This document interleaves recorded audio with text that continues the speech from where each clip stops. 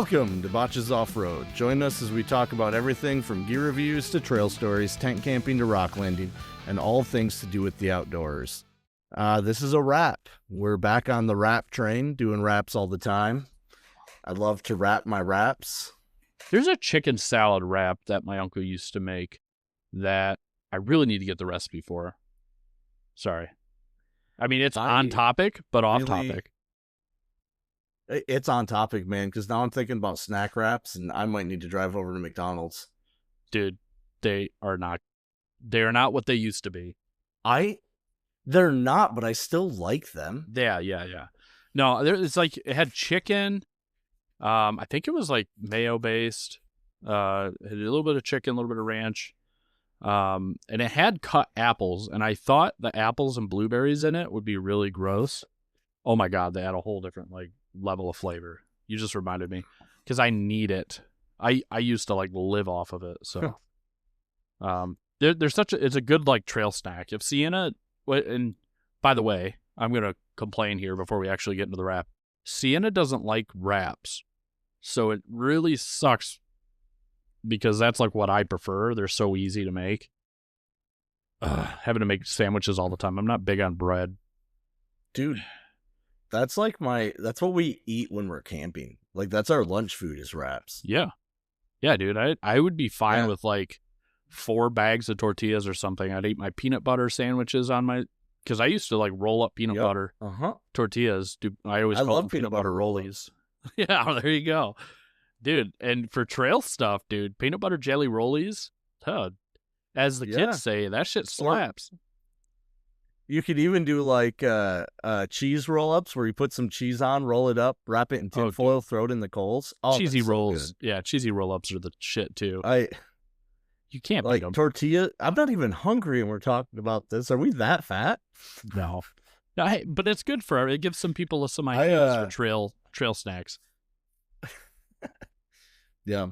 No, our main trail snack, I mean, we always do a big bag of trail mix in each truck. Yeah, I remember you saying that. Cars. It has to be cars. Yep.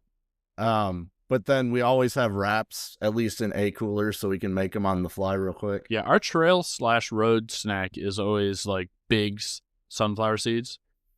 Me and Sienna will just eat that on this, while we're driving and stuff or on the trail. But yeah, so I had a revelation today. We don't have any mayonnaise at home. And I went to go make tuna salad. Guess what? Thousand Island dressing makes a fucking amazing tuna salad base instead of mayo.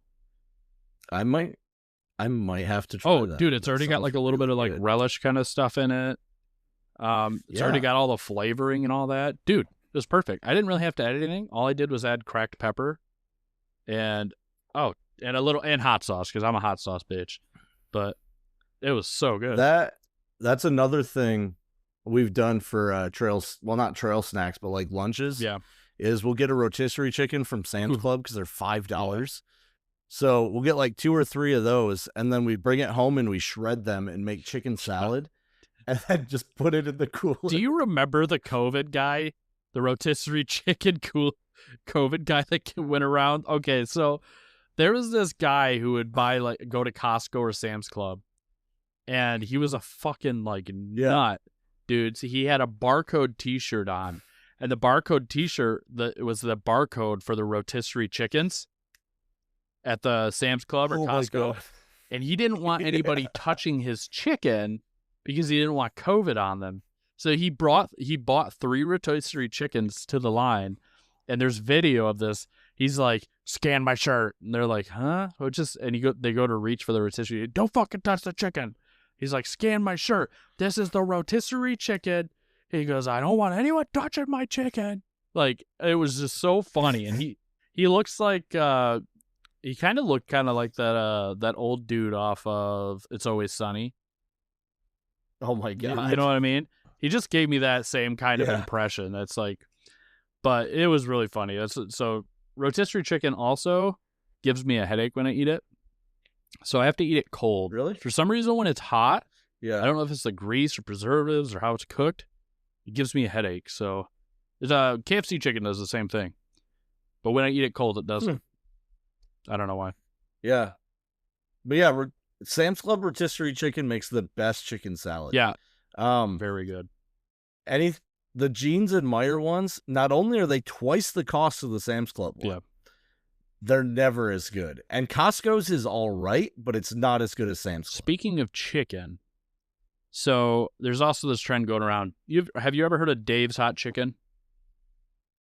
It's a it's a a chicken fast food restaurant or whatever. They have massive fucking chicken breasts, and they have all different like hot chicken flavors, and they have one called the Reaper chicken, where it's just dry coated in Carolina Reaper powder. Carolina Reapers. Yes, dude. It's dark red, and they make you sign a waiver on the receipt because it's that bad, dude. I went on a trend of watching people try this. Not only does the chicken look perfectly cooked and juicy every time they bite it, and you could hear the crunch, which just always makes me hungry when you hear that crunch. Mm-hmm. Dude, within 30 seconds, they're just fucking sweating and crying. And I'm like, I want to try it once. But it's $9 for one. I'm like, I'm eating that whole fucking chicken breast for $9. God damn it. Just once. Like, dude, I'll be dead probably. Like, because it kills you twice. Well, yeah. Well, now that we're 7 minutes into our wrap that's supposed to be about weekend recaps and plans, what'd you do last weekend? What did I do last weekend? I don't know. I'm trying to remember. I won a giveaway. That happened last weekend. Yeah, 2 of them. I won 2 giveaways. I won a giveaway through Novsite. I call them Novasite, but I don't think they have an I after NOV, so I think it's Novsite. I just think it's Novsite. Yeah, I always call it Novasite. But anyway, I won a giveaway for them, so I have some little triangle pods, and we now have an idea of how we're going to set them up on the rig. That's what I'm going to do. What we talked about earlier. Yeah, I think that's going to be pretty. You're gonna buy like 4 more sets of them and do the up down thing across your grill. Yeah. Well, I'm not going to buy the Novsite ones, but the Temu ones are exactly the same, at least judging by the profile picture, since they have Novsite in the background. Yeah. And they're $45 for a set of 2. So that's not bad. No. So I'm going to buy 2 sets of those, and that'll be 6. I don't think I'm going to need 8 because that's 3-inch. So I'll have to measure my grill. Yeah. Because I'm just going to center it right in the middle where my grill is. Take that little Toyota part out that's just sitting there, and that it'll just be lights there. And I think that'll look really cool. It's recessed, and I'm going to have the 2 on either side on the far ends pointed out a little bit. Yep. So I'll have the 4 in the middle. I might have those angled up or down a little bit just to help with coverage, but I'll have the other 2 pointing out to help push out, and then I'll connect them all together because I don't need, you know what I mean? I'm not going to need that much articulation. Yeah. So I'm just going to splice all of them together on that. And then me and you are going to spend some time hooking up all the function on that. We'll wire the 2 different functions on a box, but on my panel, but yeah, it's going to be really cool though. Yeah, it'll look cool. It will be. It'll be different. Oh, come on. I think you'll like it when it's all said and done. You'll have so many Doritos on the front of your truck, dude. You've already got 2 Doritos. I'll probably move those if I do that. Yeah. I mean, that only makes sense, right? I mean, because at that point, it's overkill. I don't know. We'll Although all those will be amber, so maybe having the white pods up front might be nice. It'd be kind of cool if you could offset them so that you have like an amber one, a white one, an amber one, a white one, an amber one, or something. I'll have to check because I think that they also have a white.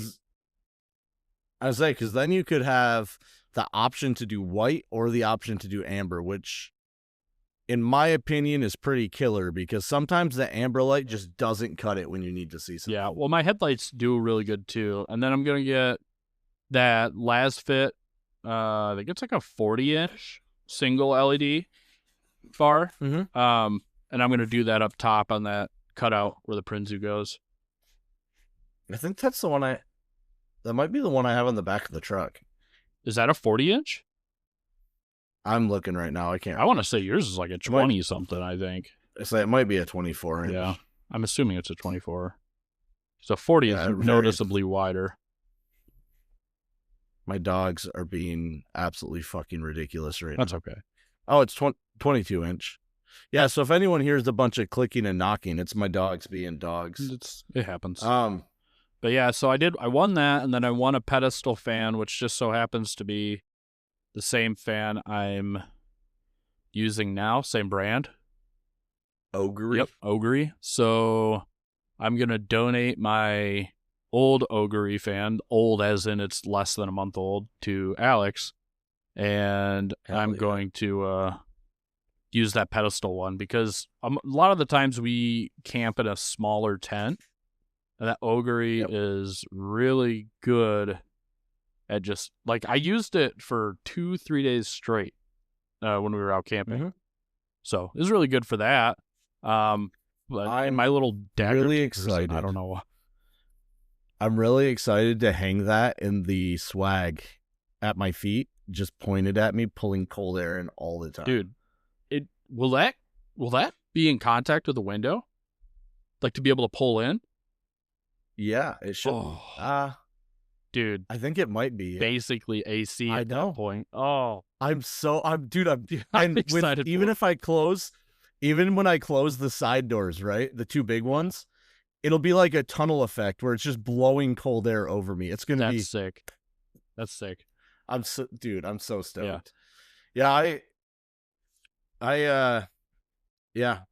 So is that all you did last weekend? Yeah, but I will include yesterday's fun because it's close and it's good to talk about on the wrap. So, you know, my father-in-law, his car broke down, so he's been borrowing my wife's car, and she's been borrowing my FJ, and since I work from home now, I don't really need it.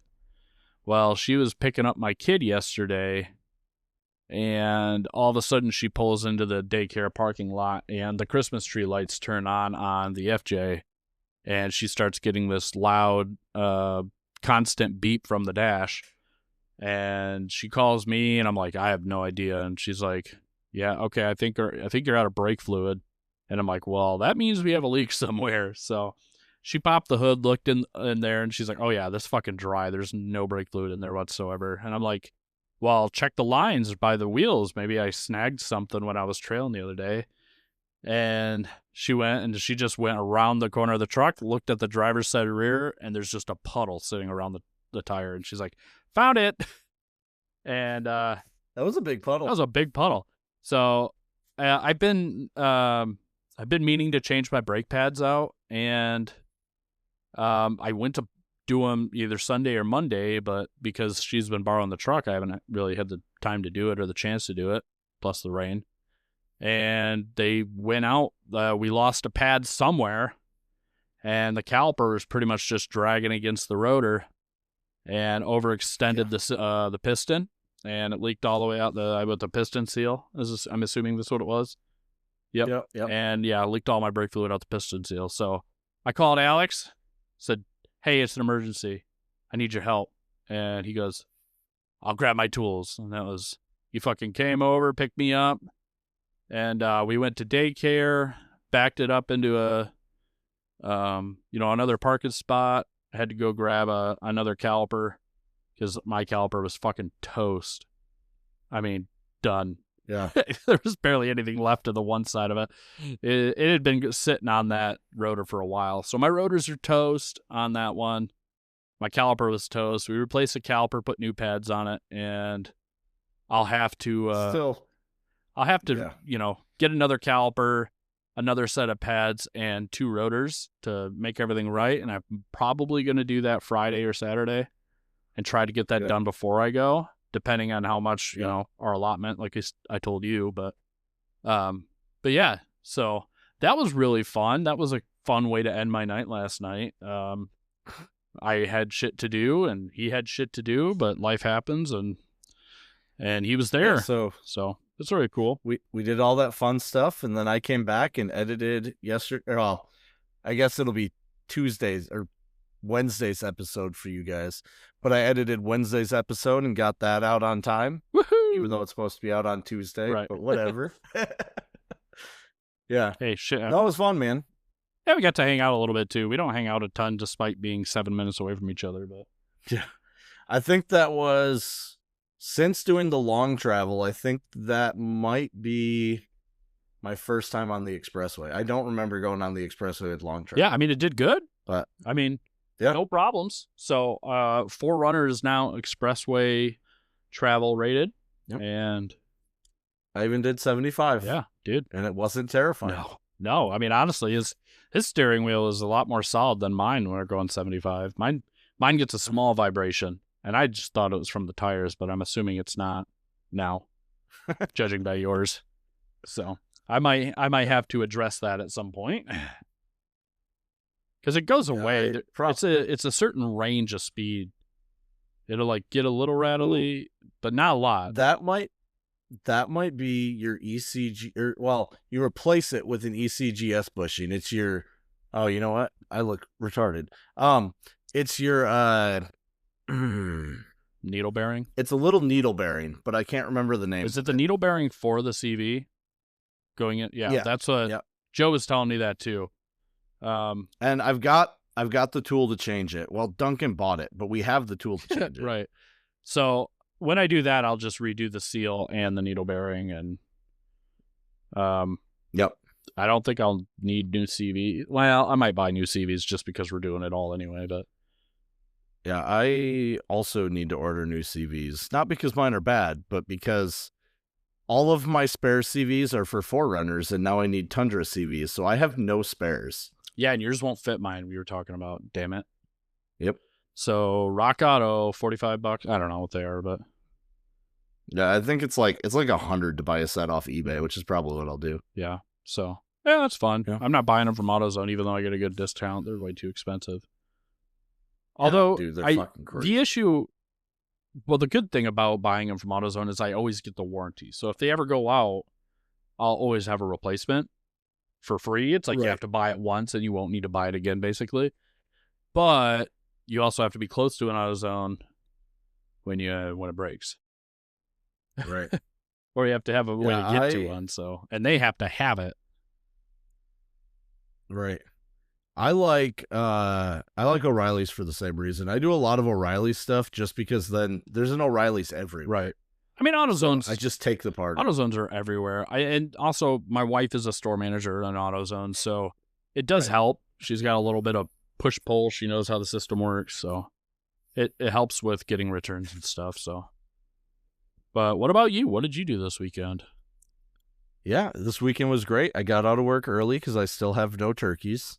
So I went up north to my grandpa's for the first time in 5 years and hung out with a bunch of horse people. It was... Dude, it's crazy thinking about the ranch. Like, because I grew up going to the ranch, right? And it was just a family thing. And now there's like there's 60 some trucks and trailers there this weekend. Like, it was crazy. Right. But it was fun. My dogs are absolute assholes and they want to meet every dog. So they were annoying as hell the entire weekend. Because when we did our camping trip 2 weekends ago, Wrangler's hips got really sore from being crowded in the swag. Yep. So what I did was I set up the canopy and then put the swag in the canopy and then also put my cot in there. And that worked out great because there was plenty of space for everyone to sleep. The dogs had their own space. Yeah, it just worked out really well.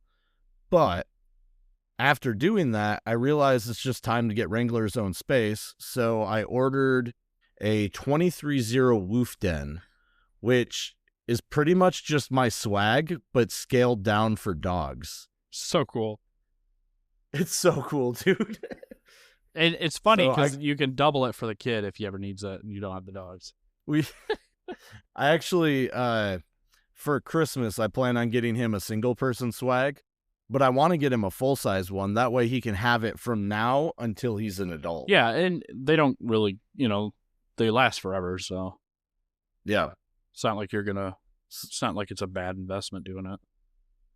Yeah, the worst you'd have to do is maybe put a new mattress in it at some point, Right. and that's not hard. No. But yeah, I'm really excited about this Woof Den. It's $130, so it's not like it, is super crazy expensive. I mean, I guess for a dog tent, it's kind of crazy. It's a little bit. But we're gonna use it as his crate here at the house too, because his crate, I built his crate for another dog back in like 2017, and she destroyed this thing. So he's just been chilling in a crate that if he really wanted out, he just has to push the door and it'll open. But he's a good dog and doesn't care, so He likes that crate though. It's his little home. he does. That's the only thing I'd be afraid of is like dogs that get really attached to that kind of thing. Right. Well, I'm going to do it slow. So I'm going to move his bedding into the Woof Den, and then after a while he'll start get used to going in there, and then I'll take his crate out after that, because my goal is to get him used to the Woof Den at home with all his stuff in it. So then when it's time to go camping, I just, roll it up, and basically his house just comes with us. Hell yeah, dude. Yeah, it's such a cool fucking tent. I'd look for like a liner for the mattress. That way you can wash that. You don't have to wash the whole thing constantly. There's no mattress in it right now, so we're gonna start with just putting the bedding that's in his crate in there. Yeah. And it's got a bathtub. I mean, it's not like a cheaply made thing. Sure. It's made like a tent. But I also, after this weekend, the kid kept stealing my chair because he didn't want his little chair. He wanted a big chair. So I ordered a 23-0 Trail compact chair. I'm at a point where I've kind of realized 23-0 makes stuff that I can trust. So I've kind of just been buying their stuff lately. Sponsor us. They should. Yeah, they should sponsor us. Hashtag. I do have an application in right now, so hopefully that gets approved, because I'd love cheaper 23-0 gear. I have an application with Know the Site. They said they would be honored to work with me. Excuse me. Man, sorry, that snuck up on me. Yeah, they said they'd be honored to work with me, and they're like, let's get back. We'll get back to you after we look at your socials. I'm like, don't look at my social. I'm really excited for this chair though, because it's 4 pounds, and it folds down to like 6 by 10 or something like that. Yeah. Which has kind of been the standard for chair sizes for me, just because the 4Runner has no freaking space. Mm-hmm. So having something small like that's kind of crucial. Yeah, I'll be getting the Know the Site ones. 45% because they're cool, and 55% because they have a good weight rating. They have a full head, like full back on it that you can put your head on, and I believe that's why I got the too. So the 23-0 doesn't recline, but that's why specifically why I went with it, is it's got the part for my head. Yeah, because when I fall asleep in those chairs, which I will fall asleep, that's the point, is I want to be able to rest my head, dude. I do this whole like chicken head thing. Yeah. My head's just bobbing all over the place. I can't sleep like Alan, where he just kind of hangs his head down. Yeah. Just can't do start snoring away mid conversation. Yeah. The fuck? Like, you sleep too good. Yeah, this is the most I've ever spent on a camp chair, so it better be fucking good. I'm slowly getting Alex's tax thing, and it's fabulous. Well, no, you're not, because the stuff I'm buying you would never have bought. I would have. Oh. Yeah, I mean, I like the swag, absolutely. Had I honestly known about them prior. So like, especially if I was solo, the swag 100%. No competition. The 2-person, like the smaller 2-person swags, they would fit in the truck. Like, they're not as big as mine. Mine's insane. Well, isn't yours a 2? Mine's the biggest 2 you can buy. Oh, and that's probably what I'd still do, because with the kid, even on your footprint, yours is just a bit wider than mine. I'll have to do a measurement on that. But But even then, we're like stacked up. We can't sleep flat arm to arm with each other. It's just not working. Yeah, I'm sending a link right now for the one I'm getting Jackson. Oh, no, that's not what I want to send. Go back. This one is, I mean, it's a small 2-person, right? Like mine is 1550. This is a 900, but it's still considered a 2-person. Right. But this, like, if I was solo, dude, and I would have bought this over my Light Fighter had I known they existed. Well, I didn't buy the Light Fighter, but like, it's perfect. It's the perfect size for 1 person, and you can put them on cots. Like,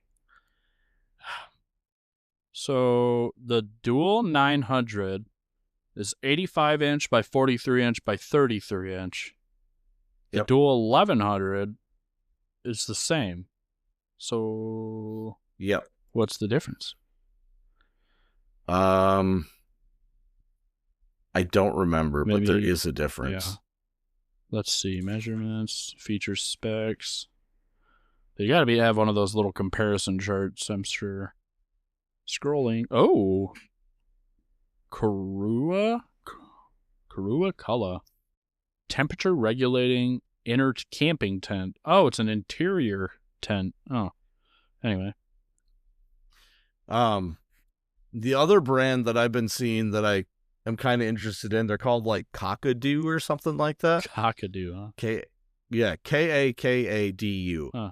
And they've got some really cool freaking swags. I actually was having a hard time deciding between their 2-person or the 2301. Yeah. But I ended up with the 23-0 because theirs has 3 hoop poles instead of 2. And I didn't want that divider where I'd have to climb through a tiny hole. Oh, okay. Yeah. Same thing with the OVS. I didn't get the OVS because, 1, it looks a hell of a lot cheaper. Like, it does not look that well built at all. And then on top of that, it's got 3 hoops instead of 2. Right. So it's got that other divider. Yeah, I generally think that OVS makes some good stuff, but their swag looks like shit. It looks bad. It's bad. Right. I just sent you a tent that looks kind of interesting. Called a He-Wolf. Kind of looks kind of like the Acacia tents we were looking at. That was kind of cool. Yeah, so these are kind of cool. They're like quick setup ones. Yeah. I've watched some reviews on them, and durability on them isn't great. Right. But like the idea behind it's cool. It's all folded up. You just put it out and pop the center up, and boom, it's done. Yeah. It's a He-Wolf 2 to 4 person camping tent. Yeah. If you want to look it up on eBay or Amazon for the listeners. Yeah, I'm just so fascinated by the tent game. I mean, there's just so much to see. Like that ground tents. Yeah. Oh. Have gotten insane, dude. So this He-Wolf is more comparable to your core tent than the Acacia. Right. There is a company called like Fantic Outdoor. Yeah. They make something pretty close to the Acacia. I've seen the Fantic ones. Yeah, that one to me is literally just a pop-up deer blind. Like, I mean, that's what a lot of them are. They're modded out either deer blinds or like someone took the pop-up ice shanties and just redesigned them a little bit. But the same thing, really. And you know what? I've thought about it a lot, like clamshell style ice shanties and just pop-up ice shanties in general. You could definitely use those. They're insulated well. I mean, they're pretty, I would imagine they got to be somewhat rain repellent, you know. So back before we started doing the whole overland thing, we actually did a camping trip with my Rhino 180 deer blind as our tent. Yeah. And for anyone that doesn't know what the Rhino 180 is, from the inside, 2 of the walls are completely see-through, but from the outside, you can't see through it. Oh, so yeah, I've seen those. So you'd be in there sleeping or something, and someone would walk by, and it'd feel like they were in the tent with you. Yeah, those are really cool. I like the idea of those, having it's like one-way mirror almost. Like the other side's like Yeah. camo or whatever, but the inside you can see completely through. Really like the idea of that. Even for just like your typical screens on tents, I would really like that, because I'd like to have that open airflow. Like when the first couple days when we were camping, we didn't even need a rainfly, but you kind of want the privacy sometimes if you're changing in the tent. It'd be nice to have it be like a one-way screen. Yeah. I don't get why they don't. Maybe it doesn't promote as good as an airflow because it's thick. Like, I don't know. It must be like thicker webbing. We should go into business together and design this. Be a really cool tent. Exit game. Yeah, right. No shit. We'll put it up on both of our stores. I bet you it'd sell too. And if we could do it from kind of swag style with the screen being that way. Sorry, my internet went bad. Oh, that's okay. Yes, with the screens like that, that'd be really cool. I'm assuming that's what you said. Yeah, I said if we could do it swag style, where it's quick setup with a mattress in it. Yeah. And then have that for screens. Oh, it'd be chef's kiss. I think we'd do that. Do one that's another one that's more pop up, like not the core, but the other one that's like overland priced. Gazelle. Yeah, one like the Gazelle, but I want to do a Gazelle with a full rainfly. Do Gazelles not have a full rainfly? I don't think so. I know. I was really impressed. I know I talk crap about the Gazelles, but I was impressed with. Yeah, they don't have a full rainfly. Chris, over the tracks or whatever, across the tracks, Chris. Yeah. So he's got the Gazelle, the big one with basically two pop-ups. Yeah. And when we were in Kentucky, dude, it was fucking downpouring. I mean, just dumping buckets of water on us. And I noticed that his windows were open, so I went and closed them, and there was almost no water in that thing. I mean, it was bone dry, even with the windows wide open. Yeah. Yeah, I mean, they're decent tents. I think there's just some quality control issues. That's a lot of things. It's quality control. Like, when you get a good Gazelle, they're great. Yeah. But if you hit the lottery, well, the bad lottery, I guess, and you get a shitty one, it kind of ruins it, you know? But my issue with Gazelles is that they're glorified deer blinds, and they're that expensive, and they do have a quality control issue. Yeah. And you know what? I hate to say it, but a lot of shit nowadays is having quality control issues. Dude, it's just... that's why when I find a company that has good quality, I just stick with it. And you just hope to God that you're just one of the... that you're not one of the few, you know? Like the 23-0 thing. They have good quality, so that's what I'll stick with until they piss me off, in which case I'll find someone else. And it's funny because when you ask for recommendations, it's almost hard to ask anybody and ever for recommendations because their recommendation is based off of, you know, their experience. But for Auxbeam, this is a great comparison. Auxbeam. Yeah. I love my Auxbeam pods. They've done really well for me. I've never had an issue with them. And a couple of guys from MST are the same way. Alex, on the other hand, got a faulty set that fucked up, and then he tried to... And he tried to get a hold of customer service, and they fucked him over too. Well, they weren't responsive like they should have been, at least. So it's like, on my hand, yes, they're great. The customer service I've experienced was good. Alex, complete opposite. So at what point, who do you take? With Auxbeam, I'll tell you that I was just unlucky. I like Auxbeam. I think they make decent lights. I just am a little more leery about purchasing Auxbeam stuff because of my customer service experience. Exactly. And everybody knows customer service can make or break a company. So not being able, I mean, God, who was it? WeBoost. When I accidentally fried my fucking WeBoost, I got a hold of them, let them know the situation, that it fried. and they were like, "What's your address?"